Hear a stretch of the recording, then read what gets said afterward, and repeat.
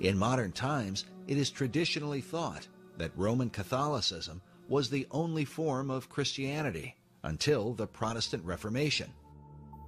But history shows that Bible believers have always existed outside the Roman Church and were hated by Rome because of it. A history of these groups can be found in the book The Pilgrim Church by E.H. Broadbent.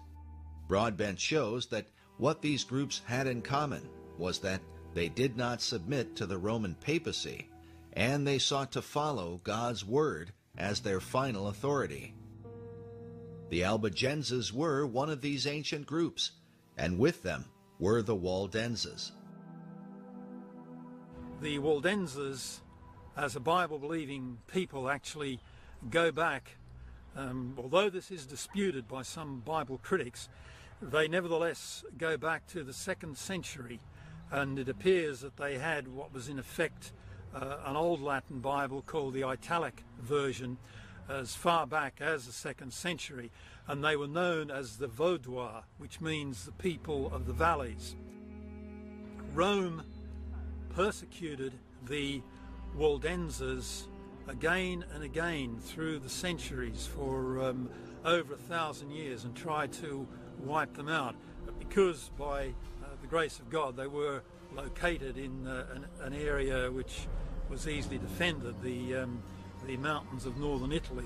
They were able at least to cling on to survival for centuries.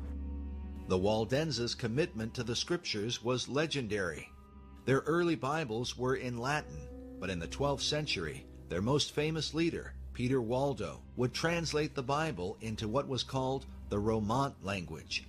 Romant was a combination of Middle English and Old French. Yet Waldo's translation was rejected by the Church of Rome.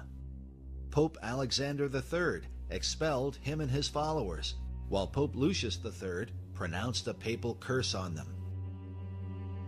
They were persecuted, their records were burned, destroyed, their names slandered.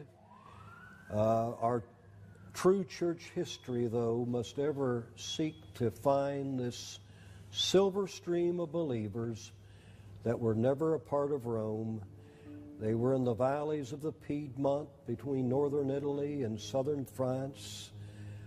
In the south of France, they went by different names: the Waldenses, the Albigenses, the Cathars, the Donatists. Yet in spite of Rome's efforts to destroy them, the ancient faith of the Pilgrim Church would prevail, and their example would influence the great men of faith that would follow. When the Reformation occurred in the 16th century, Rome would accuse Martin Luther, saying he only renewed the heresies of the Waldenses and Albigenses, which had long ago been condemned. But before the time of Luther, the faith of the Pilgrim Church would shine forth in the man who would be known as the morning star of the Protestant Reformation.